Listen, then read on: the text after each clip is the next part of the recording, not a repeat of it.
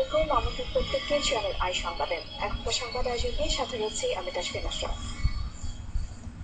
বিস্তারিত সংবাদের শুরুতে জানিয়ে দিচ্ছি সিটিসেল সংবাদ শিরোনামগুলো। রামুতে বৌদ্ধ বসতি ও ধর্মীয় প্রতিষ্ঠানে উগ্রপন্থীদের হামলা, বিএনপি এমপির বিরুদ্ধে মৌলবাদীদের উস্কানির অভিযোগ। কাপাসিয়ার উপনির্বাচনে আওয়ামী লীগ প্রার্থী রিমির জয়, ঘোষণার আগেই আফসার উদ্দিনের ফল প্রত্যাখ্যান।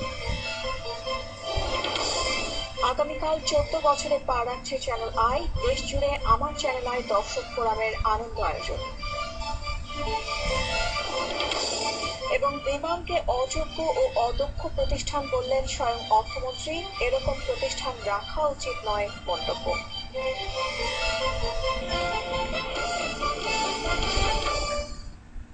এবারে বিস্তারিত। কক্সবাজারের রামু উপজেলায় ধর্মীয় প্রতিষ্ঠানে হামলার ঘটনা ঘটেছে। উগ্রপন্থী সন্ত্রাসীরা বেশ কিছু বসত বাড়িতে অগ্নিসংযোগ ও ভাঙচুর করে। রামুতে 144 ধারা জারি করা হলেও অস্থিরতা ছড়িয়েছে চট্টগ্রাম ও কক্সবাজারের কয়েকটি এলাকায়। রামুর ঘটনাস্থল পরিদর্শন করে স্বরাষ্ট্রমন্ত্রী বলেছেন, এটি উগ্র মৌলবাদীদের পরিকল্পিত হামলা। সার্ভার আসিম মানিকের পাঠানো তথ্য ছবি নিয়ে রিপোর্ট করছেন রাসিব আহমেদ।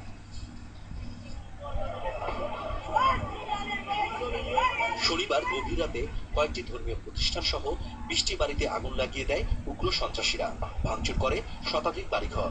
সকালে হামলা ছড়িয়ে পড়ে চট্টগ্রামের পটিয়া ও কক্সবাজারের মহেশখালী সহ আরো কয়েকটি এলাকায়। আমরা আশা করব এর পরবর্তী থেকেও কিন্তু দেশের মধ্যে থেমে নেই, দফায় দফায় বিভিন্ন এলাকাতে আক্রমণ হচ্ছে, আগ্রাসন হচ্ছে, যাতে এগুলো একটু নিয়ন্ত্রণে আনা যায়। সরকার যদি আন্তরিক হন, প্রশাসন যদি হস্তক্ষেপ করে, আমরা অত্যন্ত খুশি হব এবং ওনাদের প্রতি আমরা মজ্জিময় আহ্বান জানাই যাতে এদের আমলে নেওয়া হয়, যেটা একটু দৃষ্টি রাখা হয়। পরিস্থিতি পর্যবেক্ষণে রামুতে যান স্বরাষ্ট্রমন্ত্রী ডক্টর মহিউদ্দিন খান আলমগীর, শিল্পমন্ত্রী দিলীপ বড়ুয়া সহ র্যাব ও পুলিশের ঊর্ধ্বতন কর্মকর্তারা। এখানে গান পাউডার ব্যবহার করা হয়েছে, এখানে পেট্রোল ব্যবহার করা হয়েছে এবং তাদের সংঘবদ্ধ হয়ে এই দুশ্মনরা, সামাজিক দুশ্মনরা ধর্ম দ্বারা পূর্ণ বাড়ি আক্রমণ করেছে। এই কাজ কখনোই সম্পাদিত হতে পারত না যদি না এটা পূর্ব পরিকল্পিত না হতো। মাননীয় প্রধানমন্ত্রী যখন পিছায় খাতুনের নির্দেশে আমাদের মাননীয় স্বরাষ্ট্রমন্ত্রী এখানে এসেছেন, মাননীয় প্রধানমন্ত্রী সদন নিউ ইয়র্কে আছেন, সেখান থেকে নির্দেশনা দিয়েছেন সরজমিনে তদন্ত করে সমবেদনা প্রকাশ করার জন্য। রামু সদর ও আশপাশের এলাকায় অনির্দিষ্টকালের জন্য 144 ধারা জারি করা হয়েছে। ঘটনা তদন্তে কমিটি গঠন করে 15 দিনের মধ্যে রিপোর্ট দিতে বলা হয়েছে। Rajib Ahmed, national desk, channel I. কক্সবাজারের রামুতে বৌদ্ধ বসতি ও ধর্মীয় প্রতিষ্ঠানে হামলার ঘটনায় বিএনপির এক এমপির বিরুদ্ধে মৌলবাদীদের উস্কানির অভিযোগ এনেছে সরকার। সেখান থেকে ঢাকায় ফিরে স্বরাষ্ট্রমন্ত্রী বলেছেন, একদিনের মধ্যেই অন্য দুষ্কৃতকারীদের চিহ্নিত করা যাবে। রিপোর্ট এনামুল কবির রহমানের। ফেসবুকে কোরআন অবমাননার গুজব রটিয়ে কক্সবাজারের রামুতে বৌদ্ধ বসতি ও ধর্মীয় প্রতিষ্ঠানে হামলা ঘটনার প্রতিবাদে ঢাকায় বৌদ্ধ ধর্মাবলম্বীদের এ নীরব প্রতিবাদ। সেখান থেকে সব ধর্মের মানুষের জন্য শান্তি কামনা করে সকলকে সহনশীল ও সহিষ্ণু হওয়ার আহ্বান জানানো হয়। জাতীয় প্রেস ক্লাবের সামনে ওই নীরব কর্মসূচি চলার সময় সচিবালয়ের সংবাদ সম্মেলনে তথ্যমন্ত্রী বলেন, সাম্প্রদায়িক মৌলবাদী সংগঠনগুলোই ওই ঘটনা ঘটিয়েছে।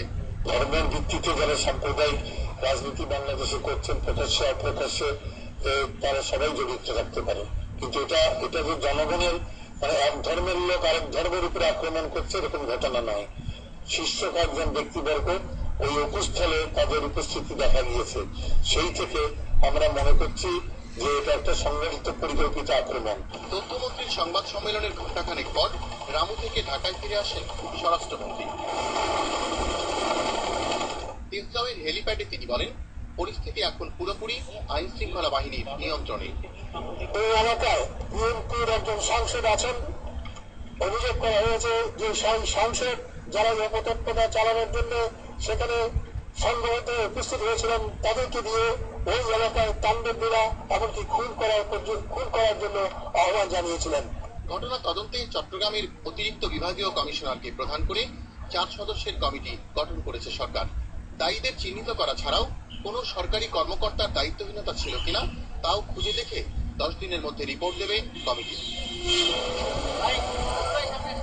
এনামুল কবির। কম, চ্যানেল আই, ঢাকা।